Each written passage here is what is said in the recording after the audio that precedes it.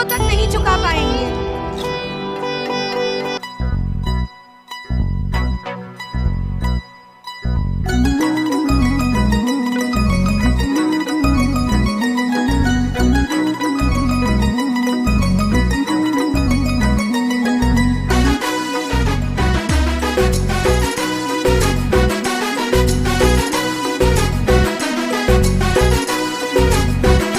India नहीं भारत बोलो जिनका अभियान है, जिनको अपनी हिंदी भाषा पर अभिमान है, जो संदेश स्वदेशी अपनाओं का दे रहे, हथकरघा और प्रतिभा स्थल जिनका वरदान है, जिनका सपना है भारत के नवनिर्माण का और नवनिर्माण का। चहुदिश परचम, चहुदिश परचम विद्यासागर जी के नाम का। हर कोई दीवाना है जिनकी मुस्कान का। चहुदिश परचम विद्यासागर जी के नाम का। हर कोई दीवाना है जिनकी मुस्कान का। गुरुवर नाम का है, गुरुवर नाम का।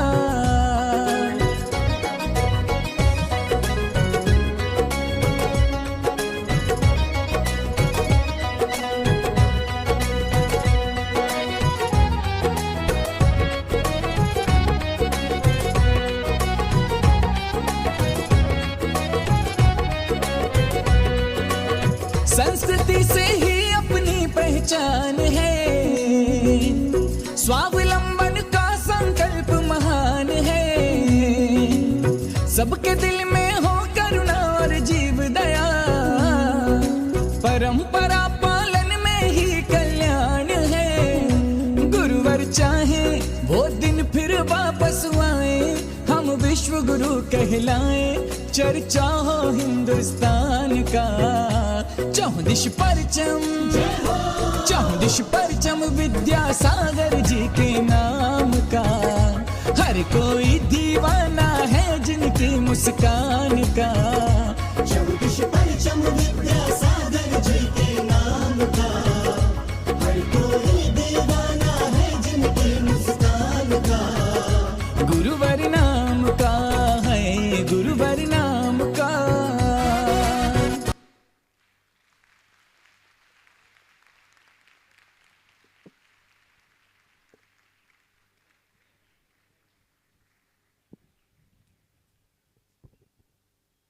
हेलो हेलो विजय,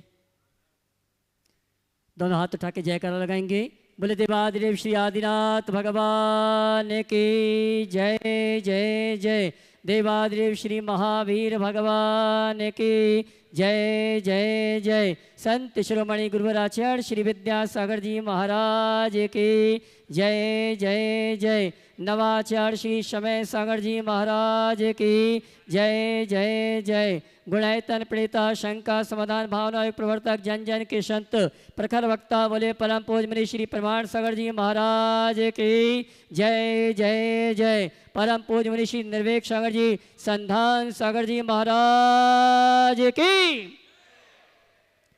देवी अहिल्या की नगरी मालवा की शान, मध्य प्रदेश की आर्थिक राजधानी इंदौर के आचार्य श्री विद्यासागर सभागार से सायंकालीन संघ का समाधान का कार्यक्रम का हम और आप आनंद लें। उसके Apurva Paras channel, Janvani channel, Adinath channel और प्रमाणिक ऐप के माध्यम से जिस कार्यक्रम को देख खुद सुन रहे हैं, और उन सभी का और यहाँ पर उपस्थित समस्त श्रावक श्राविकाओं का धर्म प्रभावना समिति के साथ साथ सकल दिगंबर जैन समाज हार्दिक अभिनंदन स्वागत करता है। चलते हैं प्रतिदिन की भांति परम पूज मुनिवर के श्री चरण वंदन करते हुए आशीर्वाद प्राप्त करेंगे और निवेदन करेंगे शंका समाधान के कार्यक्रम के लिए। दोनों हाथ जोड़ेंगे और मेरे साथ बोलेंगे, बोलेंगे हे मुनिवर नमोस्तो, हे गुरुवर नमोस्तो, हे मुनिवर नमोस्तो। और आइए गुरुवर के आशीर्वाद से हम और आप अपनी शंकाओं का समाधान गुरुवर के मुख से प्राप्त करें। उसके पूर्व आज मैं उन परिवारों को आमंत्रित करूंगा जिन्होंने आज गुणायतन से जुड़ते हुए अपने जीवन में गुणात्मक परिवर्तन करने का अवसर प्राप्त किया है। शिरोमणि संरक्षक श्रीमान संदीप जी, शुभम जी, अनवय जी, अर्थो, कामरूप, गुवाहाटी, असम।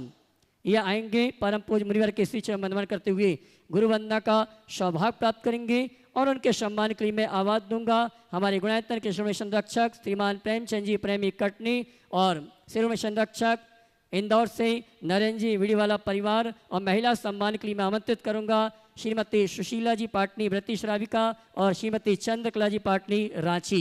ये आएंगे हमारे सम्मानी शिरोमणि संरक्षक परिवार श्रीमान संदीप जी, शुभम जी, अनवय जी, अर्थो जी, कामरूप, गुवाहाटी, असम हमारे बीच उपस्थित हैं। वे आएंगे परम पूज्य मुनिवर के श्री चरण वंदन करते हुए गुरुवंदना का सौभाग्य प्राप्त करेंगे और मैंने आवाज़ दी उनके सम्मान के लिए हमारे श्रीमान नरेंद्र जी बिड़ीवाला और प्रेमचंद जी प्रेमी, सुशीला जी पाटनी, चंद्रकला जी पाटनी ये आएंगे। आइए जोरदार ताली बजाकर इनका सम्मान करें जिन्होंने आज परम पूज्य मुनिश्री से निवेदन किया और इन्हें आशीर्वाद प्राप्त हुआ है शिरोमणि संरक्षक बनने के लिए। जोरदार ताली बजाकर इनका सम्मान करें। आइए आगे दे दो उनको दे दो। श्रीमान संदीप जी, शुभम जी, अनवय जी, अर्थ, कामरूप, गुवाहाटी, असम। आइए आगे पहुंचिए आगे। और इसी क्रम में मैं आमंत्रित करूँगा गुणायतन में निर्माण मित्र के रूप में जुड़ने का अवसर प्राप्त किया श्रीमान जीवन कुमार जी, श्रीमती नीतू जी, जानशी जैन, जैन रेस्टोरेंट वांदा यूपी। श्रीमान जल्दी दो ना यार, देना चाहिए जल्दी, पहले से दे देना चाहिए। अक्षय अक्षय अक्षय ये देना है। श्रीमान जीवन कुमार जी, श्रीमती नीतू जी, जानसी जी, जैन रेस्टोरेंट वांदा यूपी हमारे जो उपस्थित हैं जिन्होंने आज गुणायतन में निर्माण मित्र के रूप में जुड़ने का अवसर सौभाग्य प्राप्त किया है। मैं सम्मान से आमंत्रित करूंगा वे आए परम पूज्य मुनिवर के शिक्षा वंदन करते गुरुवंदना का सौभाग्य प्राप्त करें और इनके सम्मान के लिए मैं आवाज दूंगा हमारे उपकार परिवार से भाई सौरभ जी और शिरोमणि संरक्षक श्रीमान दिनेश जी गंगवाल मुंबई ये आएंगे। सम्माननीय निर्माण मित्र का गुणायतन परिवार की ओर से सम्मान का कार्यक्रम संपन्न करेंगे। आइए सौरभ जी उपकार परिवार सागर और दिनेश जी गंगवाल शिरोमणि संरक्षक मुंबई। आइए भाई साहब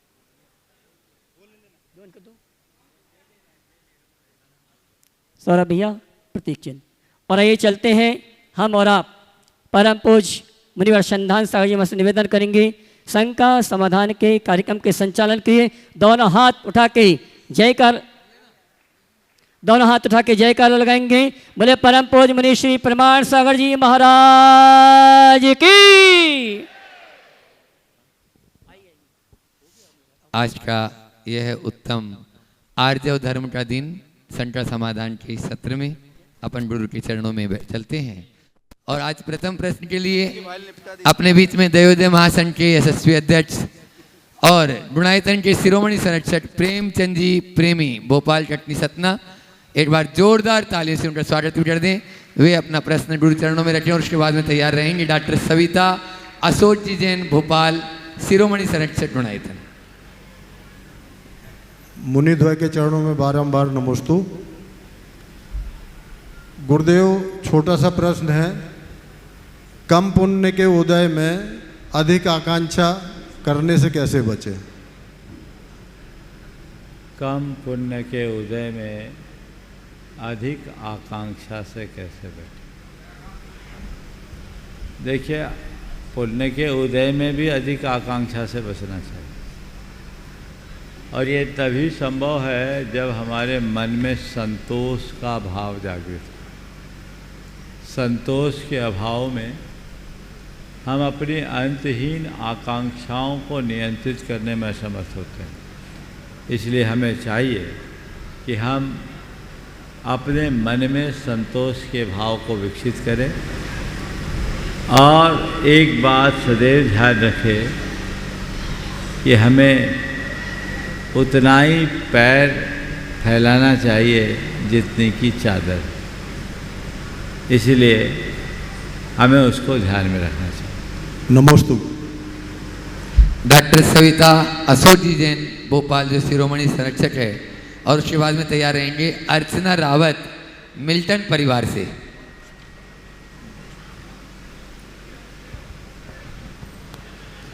डॉक्टर सविता अशोक जी अपना प्रश्न रखें। अगला नाम। और अगला नाम जो मैंने बोला वो पहले से तैयार रहें ताकि समय की बचत हो जाए। अर्चना रावत, मिल्टन परिवार उपस्थित हैं। नमोस्तु गुरुवर। आज आपने सुबह प्रवचन में जो बात कही थी वो तो मेरे मन में पहले ही आ गई थी कि कई लोगों के गुणों को देखकर अंदर से भावना उठती कि हम में भी वो गुण आ जाए। तो उसमें आपने कहा था कि नाम कर्म के उदय से वो होता है, फिर भी हम दृढ़ता से और अपना पुरुषार्थ करें और हम भावना योग के द्वारा बार बार उस चीज़ को दोहराएं तो क्या हम उन गुणों को पा सकते हैं? देखिए, दो तरह के गुण होते हैं। एक गुण जो हमारे मनोवृत्ति से जुड़े हुए, जो हमारी प्रवृत्ति में है, जो हमारे व्यक्तित्व का अंग, और एक गुण जो हमें जन्मजात प्राप्त हो। जन्मजात गुण पुण्य प्रकृतियों के उदय से प्रकट होते हैं, लेकिन बहुत सारी चीज़ें ऐसी होती है जो हम अपने प्रयासों से, अपने संपर्कों से, अपने संसर्ग से, संगति से प्राप्त करते हैं। हम अपने पुरुषार्थ के बल पर उनमें काफ़ी कुछ निखार कर सकते हैं। इसे दूसरे शब्दों में कहूँ, मनोविज्ञान की भाषा में, तो हमारे जीवन में दो स्थितियाँ हैं, एक मौलिक वृत्तियाँ और दूसरी अर्जित आदतें।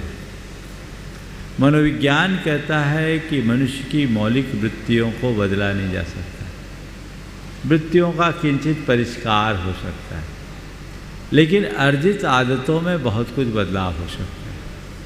तो हम जो आदतें अपने आसपास के वातावरण से देख के, सुन के सीखते, उसमें बड़ा परिवर्तन किया जा सकता है, और ये परिवर्तन विभिन्न निमित्तों से हो सकता है, पर मूलभूत जो वृत्तियाँ हैं उसे बदला नहीं जा सकता। एक कहावत है, नेचर और सिग्नेचर बदलता नहीं, वो जन्मजात रहता है, फिर भी भावनाओं के बल पर उसमें काफ़ी कुछ नियंत्रण लाया जा सकता है।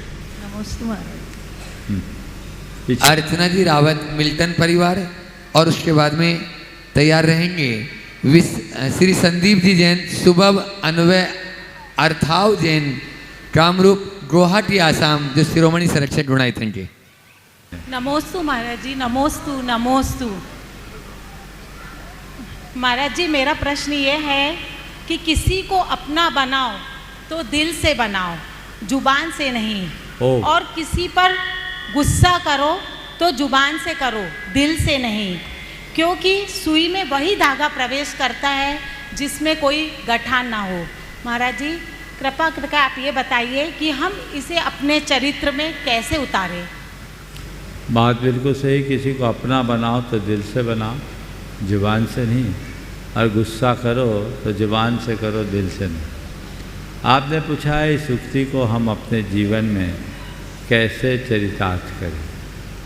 देखिए, ये सब चीज़ें तभी चरितार्थ हो सकती है जब हम स्वयं के प्रति जागरूक हों। मनुष्य को अपनी प्रत्येक प्रवृत्ति का प्रहरी बनना चाहिए। हम क्या कर रहे हैं और क्या नहीं कर रहे हैं, ये विवेक उसके अंतरंग में जगना चाहिए। जब ऐसा विवेक जागृत होता है तो जीवन में अपने आप बदलाव घटित होता है, और वही हमारे जीवन की बेहतरी का आधार बनता है।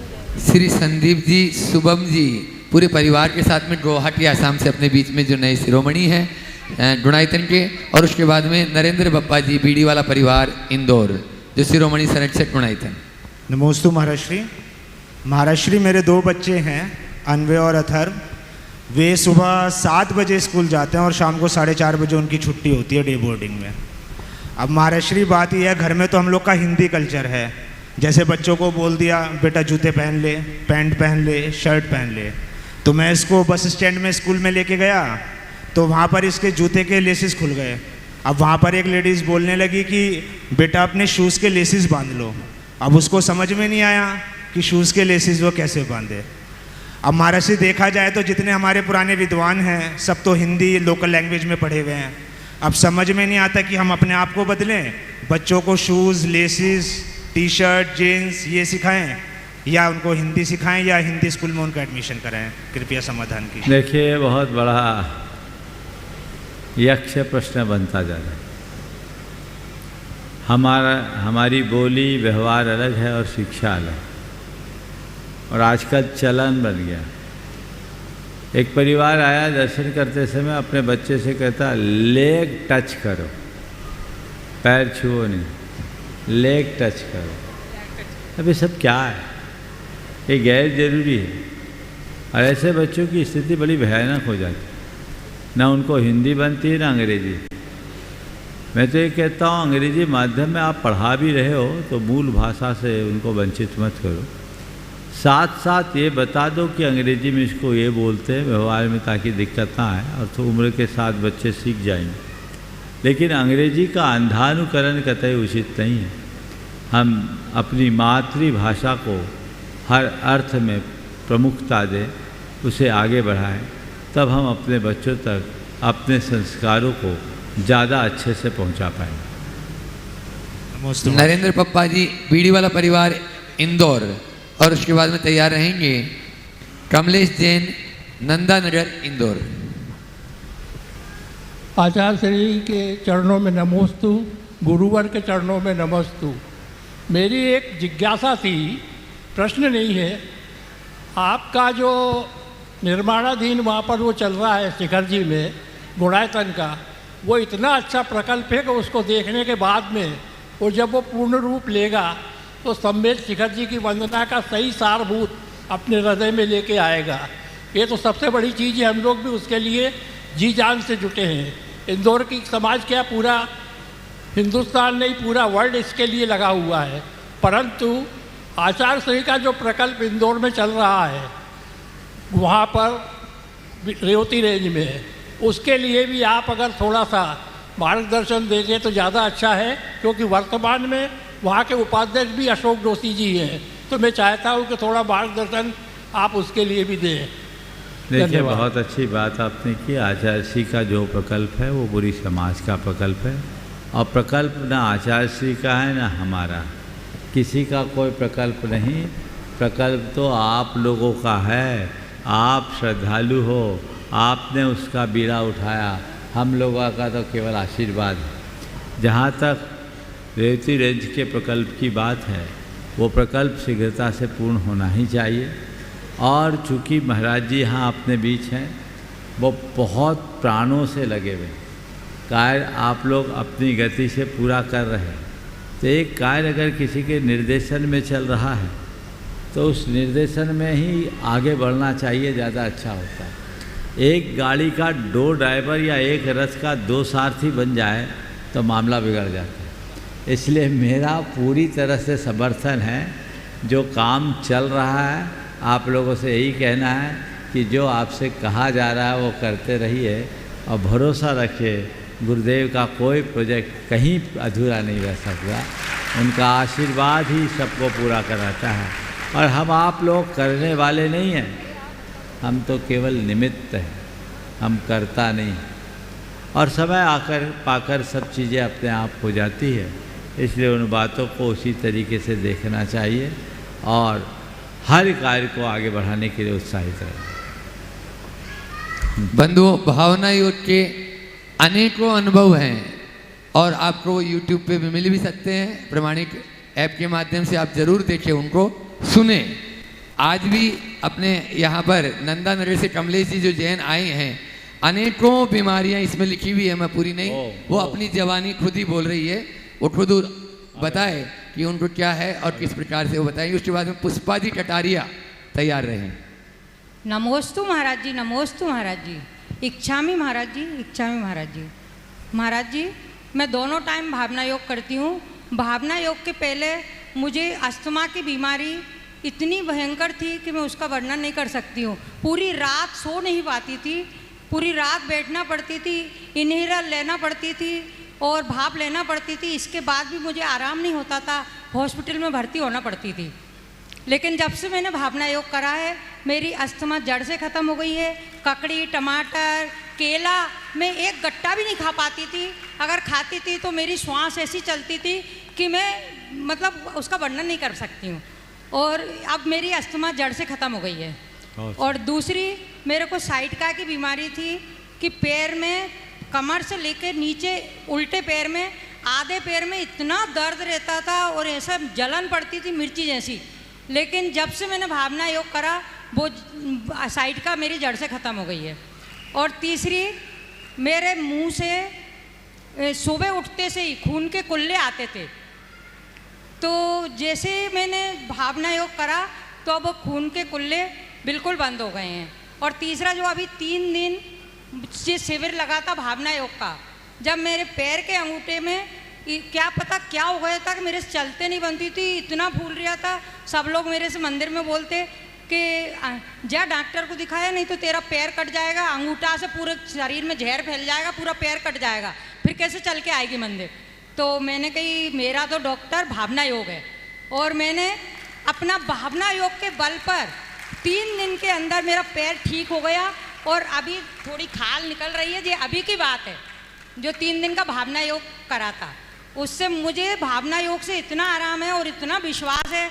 और मैं सबसे यही कहना चाहती हूँ कि सब भावना योग पर विश्वास रखें, डॉक्टरों की जगह भावना योग को अपना डॉक्टर बनाएं। और गोली दवाई महाराज जी मेरी बिल्कुल बंद हो गई है। देखिए ये भावना योग का इन पर प्रभाव है और निश्चित जो लोग श्रद्धा से आपूरित होकर भावना योग करते हैं उन पर इस तरह के और इससे भी अच्छे प्रभाव पड़ते हैं।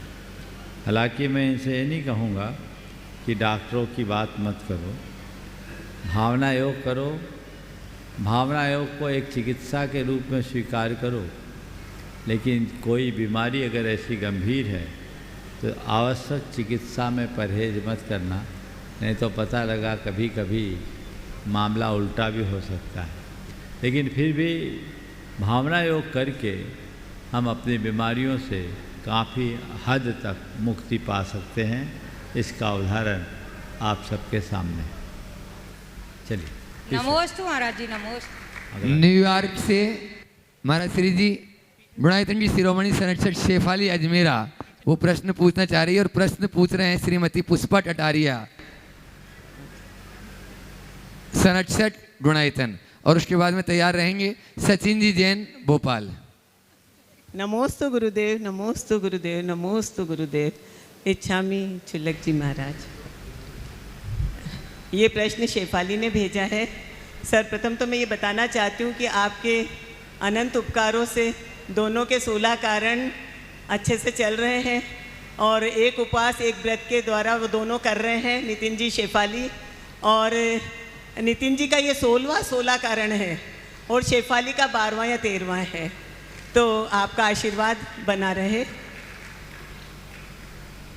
और एक सभी महिलाओं की तरफ से मैं थोड़ा सा भ्रांति है कि आप जब भावना योग या प्रतिक्रमण हम जब करते हैं तो उस टाइम जैसे भाता है, आता है, जो पुल्लिंग में चलता है सब कुछ, तो वो हम महिलाओं को स्त्रीलिंग में बोलना चाहिए या आत्मा पुल्लिंग ही होती है? तो हम बताओ, आत्मा शब्द पुरुष है या स्त्री? नहीं, वो कई आसपास वाले करती हूँ बोलते हैं। आत्मा नपुंसक लिंग, इसलिए आत्मा मान लो, मामला अपने आप ठीक हो जाएगा। ठीक है, लिंग भेद को खत्म करो। हाँ, ये सबको क्लियर होना था। बहुत बढ़िया, आशीर्वाद। हो गया सवाल? नहीं, सवाल अब है। वो तो मेरी शंका थी। परम पूज्य आदरणीय महाराज साहब के आने से इंदौर शहर पूरा भक्तिमय हो गया है और हर घर में धर्म की सुभाष फैल रही है। इस हेतु भी हम नमोस्तु करते हैं। गुरुवार सवाल कर लीजिए जल्दी से। हाँ, ये शेफाली ने लिखा है। गुरुवर, हम सभी जानते हैं कि मनुष्य जीवन बहुत ही दुर्लभ है और धर्म ध्यान करने का मौका सिर्फ मनुष्य भव में ही मिल पाता है। लेकिन बहुत सारे लोग ऐसे हैं जो धर्म ध्यान नहीं कर पाते हैं। तो गुरुवर, आज हम सब आपसे ये जानना चाहते हैं कि ऐसे कौन से कर्मों का उदय होता है जिसकी वजह से मनुष्य धर्म ध्यान नहीं कर पाता या धर्म स्थल तक नहीं पहुंच पाता। देखिए, एक बड़ी पुरानी कहावत है कि जब तक व्यक्ति को पुण्य का योग नहीं मिलता तब तक उसे अच्छे संयोग नहीं मिलते। पुण्य योग बिन ना मिले भली वस्तु का योग, दाख पके तब काक के होए कंठ में रोग। पुण्यहीन को ना मिले भली वस्तु का योग, दाख पके तब काक के होए कंठ में रोग। हमारे पास बहुत सारे संयोग होंगे, लेकिन यदि हमारा पुण्य क्षीण होगा तो हमको अच्छी वस्तु का योग नहीं मिलेगा। कहा जाता है कि जिस समय दाख पकती है यानी अंगूर पकता है, उस समय कौवे के कंठ में रोग हो जाता है, बेचारा खा नहीं पाता। तो ऐसे ही जिसके अनुकूल संयोग नहीं होते, कर्मों की अनुकूलता नहीं होती, वह जब भी कभी ऐसा मौका होता है उल्टे संयोग बन जाते हैं। आपने पूछा कौन से कर्म का उदय, मैं इसमें दो बातें कहूँगा, तीव्र मोहनी कर्म का उदय और तीव्र अंतराय कर्म का उदय। ये दोनों ऐसे कारण हैं जो व्यक्ति को अच्छे संपर्क और सानिध्य से दूर करते हैं, आगे नहीं बढ़ने देते। सचिन जी जैन भोपाल और उसके बाद में तैयार रहेंगे विशाल सोनिया जैन इंदौर गुणायतन ट्रस्टी। मुनि संघ के चरणों में नमोस्तु। महर्षि, जब भी हम इंजीनियर या मैनेजमेंट कोर्सेज की बात करते हैं अपने को लेके या अपने बच्चों को लेके, कभी फ्यूचर जब प्रोजेक्ट करते हैं तो हमारे दिमाग में एक आईआईटी और आईएम्स की तस्वीर सबसे पहले सामने आती है, आईआईटी आईएम्स की। बट पिछले कुछ दिनों से या कुछ सालों से देखा जा रहा है, जैसे आईआईटी बॉम्बे की अभी रिपोर्ट आई थी कि उनकी placement day by day down हो रही है। Same is with IIT Bombay की प्लेसमेंट पूरी नहीं हुई, काफ़ी न्यूज़ का विषय बना वो। आईआईटी बॉम्बे की placement and same is with IIMs. तो जब हम टारगेट करते हैं कि देश के विदेश के इतने प्रतिष्ठित इंस्टीट्यूट्स के अगर ये हाल है, तो हम कैसे पंचम काल का प्रभाव समझे या आपका मार्गदर्शन दे मुनिषी की हम जैसे युवा जो मैनेजमेंट कोर्सेज का एम कर रहे हैं आईएम्स में, एमडीपी वगैरह का, तो फिर आगे क्या फ्यूचर देखें इस पर?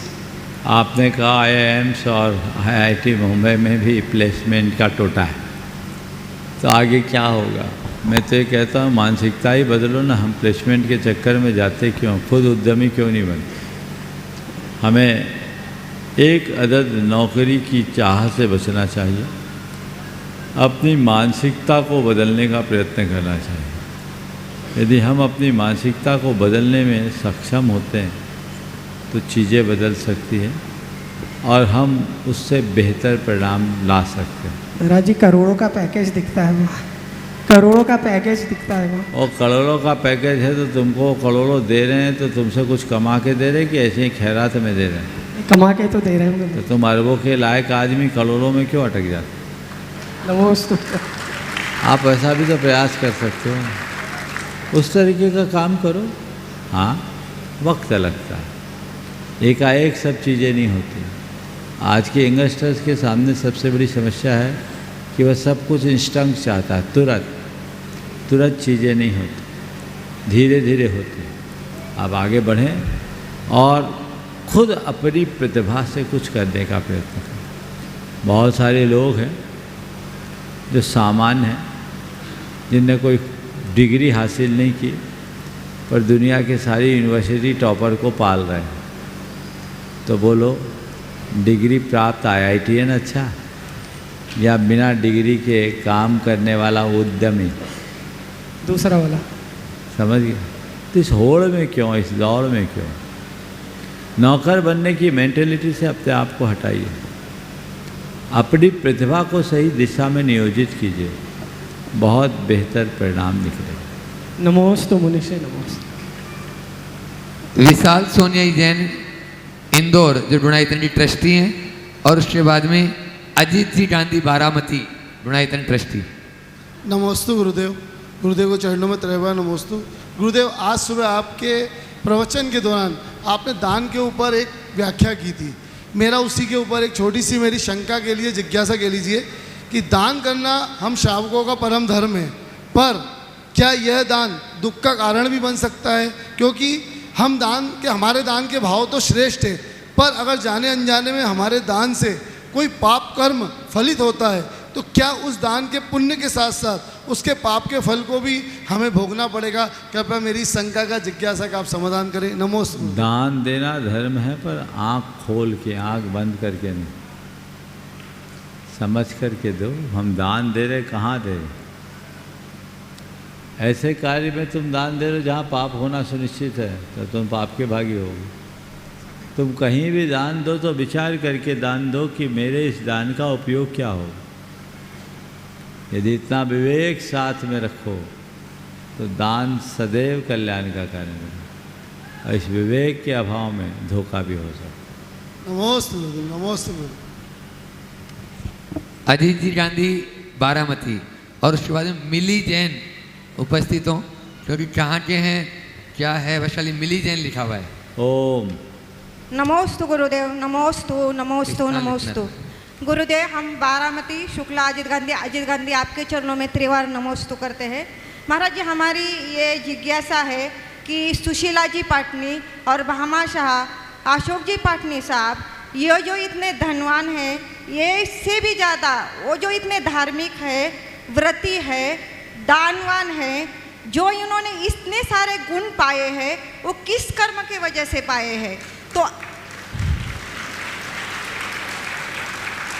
देखो, इसके आगे हमारी महाराज जी शंका पूरी नहीं हुई, तो हम ये चाहते हैं कि जैन धर्म में इनके जैसे बहुत सारे श्रावक हो जाए तो हमारा जैन धर्म बहुत उन्नत हो जाएगा।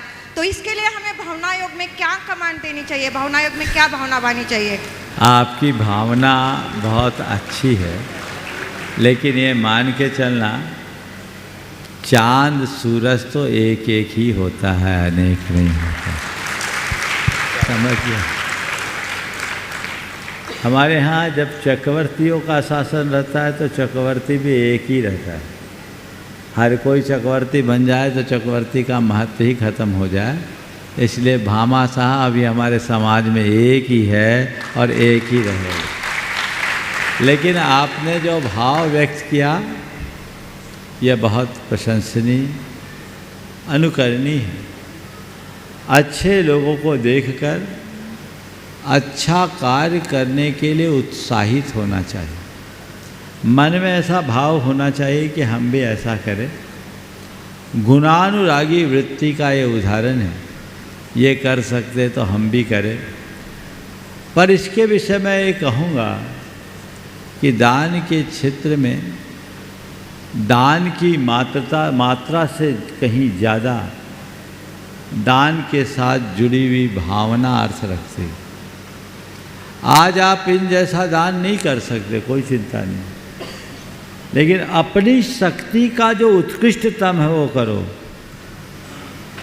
और आज बीज बोओगे, कल बटका वृक्ष बनेगा, तो फलता है, कालांतर में फलता है। हर व्यक्ति अपनी शक्ति और परिस्थिति के अनुसार देता है। लेकिन हमारे यहाँ एक शब्द है, यथाशक्ति तप, यथाशक्ति दान।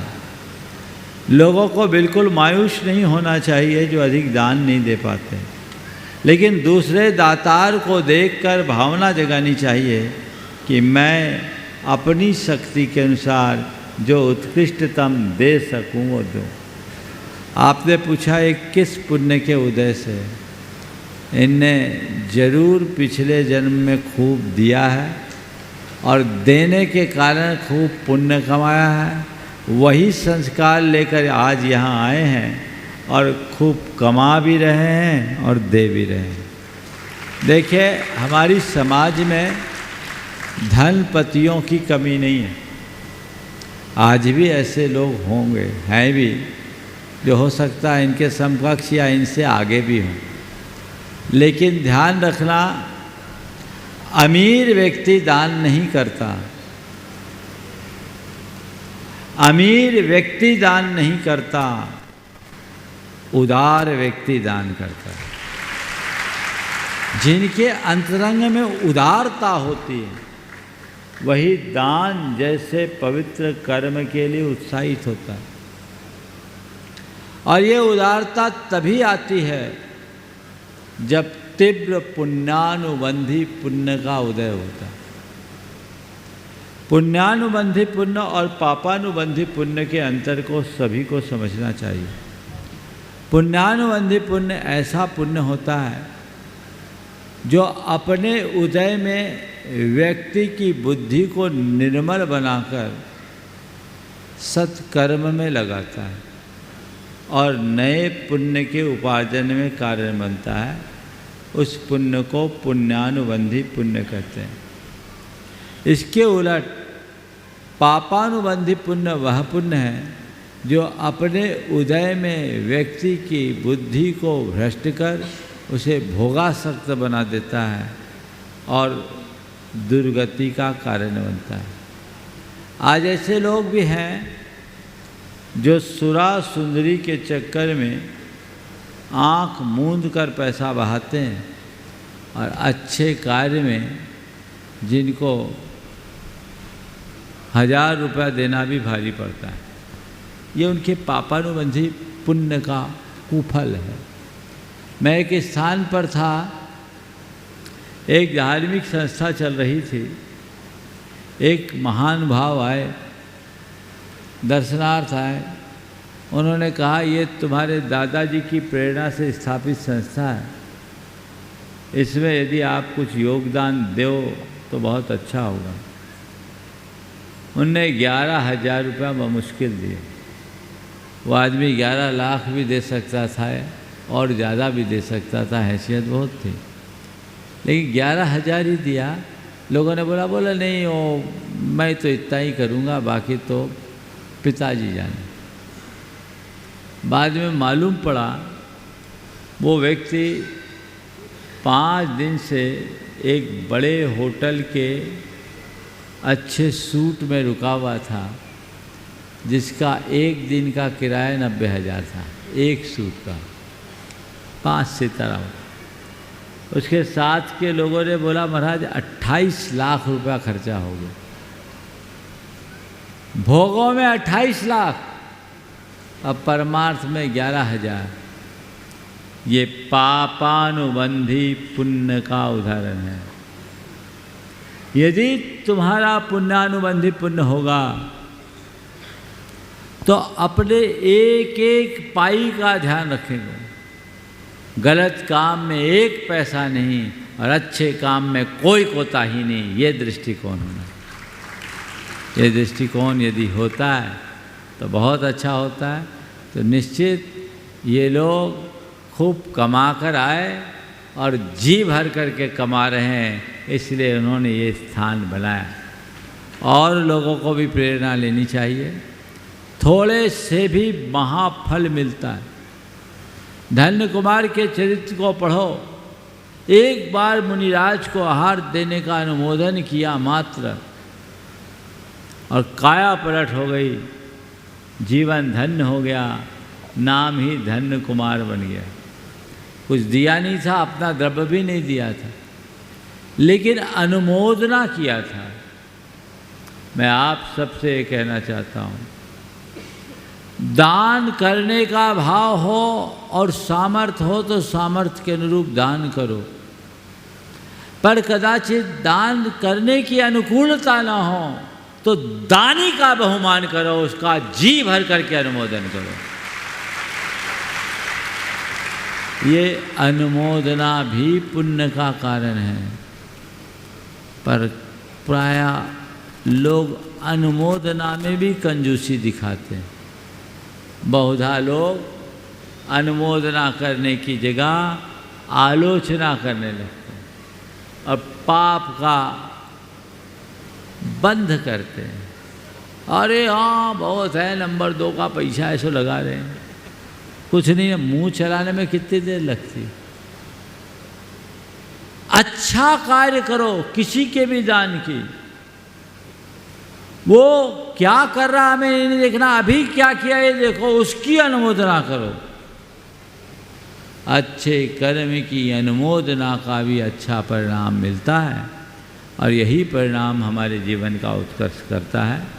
तो ये निश्चित सभी के जीवन को आगे बढ़ने का, बढ़ाने का आधार बन सकता है। महाराज जी, आचार्य श्री के आशीर्वाद से हमने बारामती में पूर्णायु आयुर्वेदिक चिकित्सालय चालू किया है। बहुत समाज आशीर्वाद। शिविर आरती मिली जैन और उसके बाद में तैयार रहेंगे रवि जी गाजियाबाद पूरे परिवार के साथ में, गुणायतन ट्रस्टी।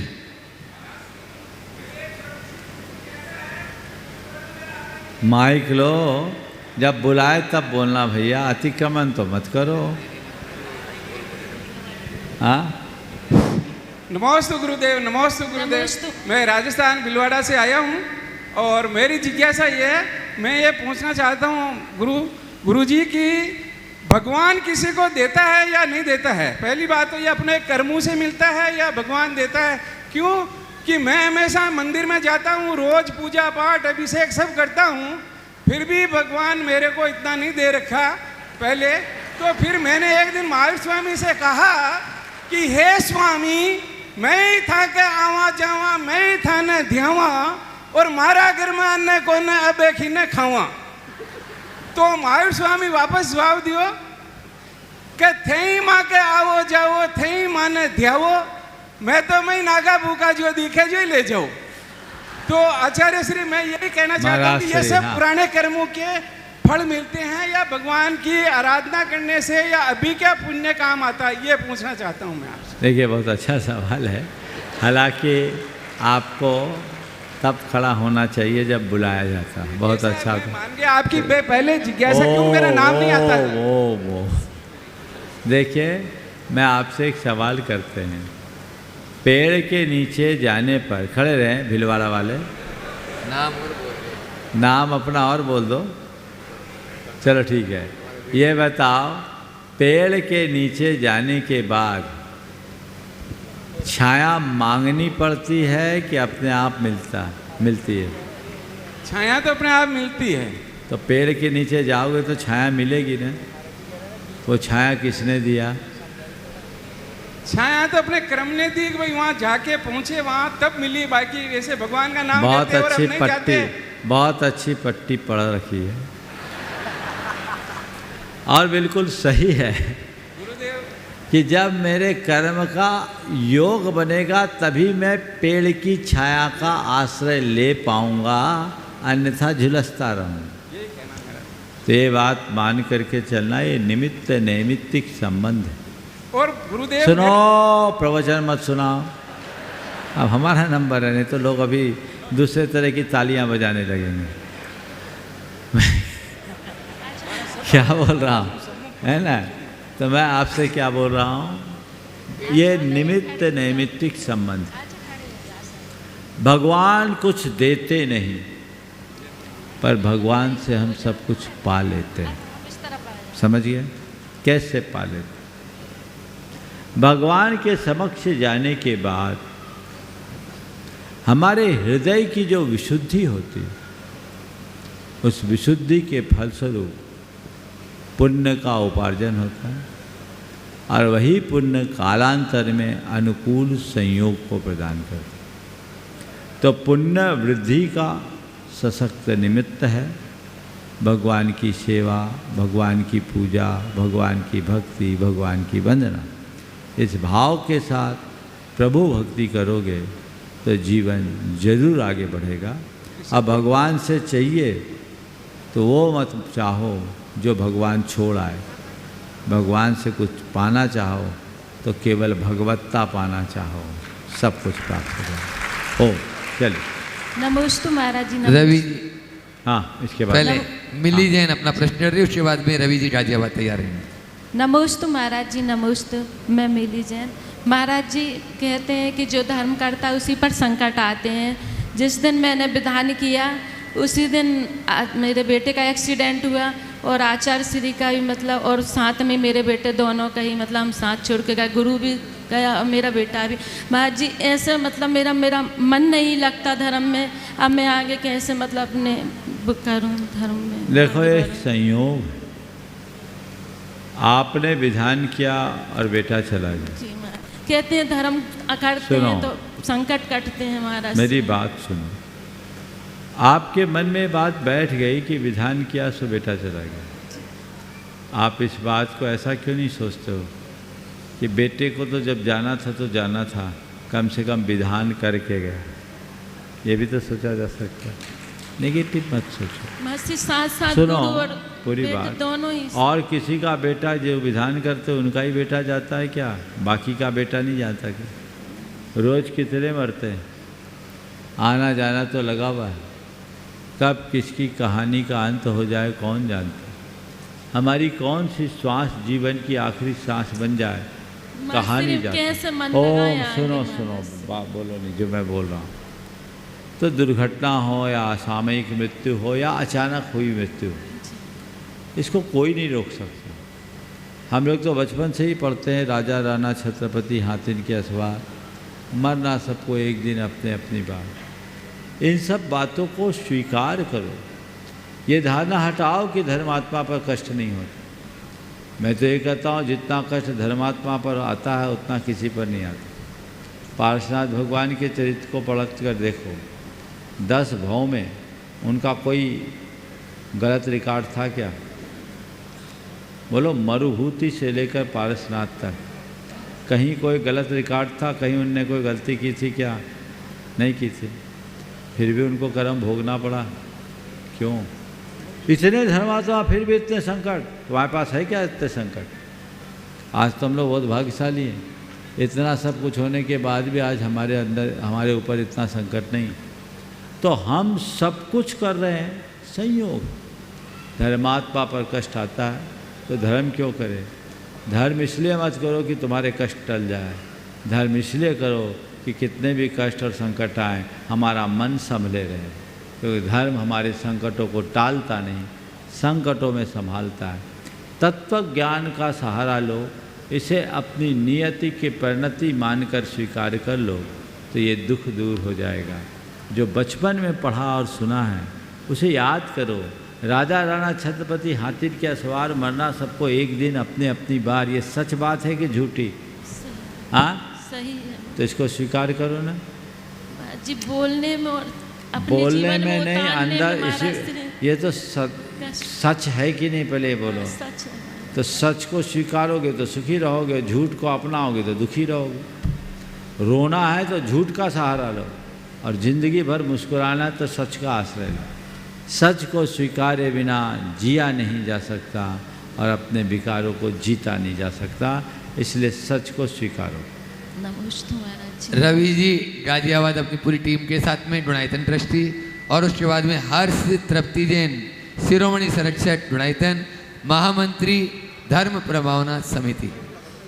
नमोस्तु महाराज जी। महाराज जी, आत्मा के उत्थान के लिए एकांत में पूजा ध्यान करते हैं, वो पुण्यदायी होता है। फिर से एकांत में जो हम पूजा, आत्मा के उत्थान के लिए एकांत में जो पूजा ध्यान करते हैं वो पुण्यदायी होता है, यह समूह में की गई पूजा ज़्यादा पुण्य देती है। देखिए, न एकांत की पूजा पुण्यदायी है, न सामूहिक पूजा पुण्यदायी है। एकाग्रता और भक्ति से की गई पूजा पुण्यदायी। यदि आपका एकांत में मन लगता है तो एकांत में करें, कईयों को सामूहिक रूप से मन लगता है तो सामूहिक रूप से करें। भाव सहित जो पूजा करते हैं उनको मन लगता है। अब जब तुलनात्मक रूप से मुझे पूछो तो एक साथ सामूहिक रूप से जब बहुत लोग किसी अनुष्ठान में सम्मिलित होते हैं तो सामूहिक पुण्य का लाभ होता है। सब लोग एक साथ जुड़ जाते हैं और उस सामूहिकता में विशेष पुण्य होता है। अकेले में अकेले का पुण्य होता है। तो जैसा जहाँ प्रसंग हो तदनुरूप कार्य किया जाता है। नमस्ते महाराज। हर्ष तृप्ति जैन शिरोमणि संरक्षक डुणाइतन, महामंत्री धर्म प्रभावन समिति और पूरी धर्म प्रभावन समिति उनके साथ में है। और उसके बाद सुशील जी अजमेरा इंदौर तैयार रहे। गुरुदेव के चरणों में बारंबार नमोस्तु नमोस्तु नमोस्तु। गुरुदेव, आपकी कृपा से सिद्ध चक्र महामंडल विधान के ऑलमोस्ट मंडल जो बड़े मंडल है कंप्लीट हो चुके हैं, पर हमारी ये जिज्ञासा है इंदौर वालों की, और इंदौर से बाहर भी कुछ ऐसे व्यक्तियों के फ़ोन आ रहे हैं कि जो व्यक्ति सिंगल बैठना चाहते हैं या डबल बैठना चाहते हैं, तो उसमें कुछ राशि कम करने का हमारे पास कुछ प्रस्ताव आ रहे हैं। तो गुरुदेव अगर आपकी कृपा हो जाए तो इंदौर वाले और इंदौर से बाहर जितने भी भारतवर्षीय जो भी हमारे समाज के प्रतिनिधि है वो भी इस मंडल में कैसे बैठ सकते हैं गुरुदेव? देखिए, कल मैंने इस विषय में कहा था कि हम चाहते हैं कि इस विधान में अधिक से अधिक लोग, मात्र 4 मिनट, इस विधान में अधिक से अधिक लोग अपनी सहभागिता दें। मंडल तो लगभग पूरे हो गए, वेटिंग वाले भी चालू हो गए, वो हो जाएंगे। आम लोगों को भी बैठाने की व्यवस्था करनी। कल मैंने जब बात की तो आपके सामने एक ही समस्या है, वो है आवास की, है ना। तो हम तो आपको सलाह देते हैं, जो लोग अपने घरों से आते हैं उनको इंदौर वालों को आवास की क्या ज़रूरत है? कोई ज़रूरत है क्या? बोलो, नहीं है ना। तो बिल्कुल, अगर इंदौर वालों को आवास की ज़रूरत नहीं है तो इंदौर का ऐसा कोई घर न बचे जिसे विधान में शामिल होने का अवसर नहीं। आप लोग राशि कम कर दो, राशि घटा दो और इसकी सूचना सब जगह फैला दो। जो इंदौर के लोग आना चाहे उनको रख दो, और बाहर के लोगों को भी जितनी आपके पास आवास की व्यवस्था है उसके अनुसार एंट्री दो। कदाचित नहीं है तो इंदौर वालों का दिल तो बड़ा है, जो बाहर के आए कह दो हमारे घर के अतिथि तुम बन जाओ और हमारे घर में अतिथि बनकर रह लो, तो व्यवस्था हो सकती है। ये बड़ा आयोजन है। बिल्कुल इस तरह के आयोजनों को इसी तरह के भाव के साथ संपन्न करना चाहिए। आप लोग तय कर लो कितनी राशि करना चाहते हैं। बोलो अशोक भाई, अभय भैया, कितनी करना है? आप लोग राशि डिक्लेयर कर दो। हाँ बोलो, वहीं से बोल दो, वहीं से बोल दो।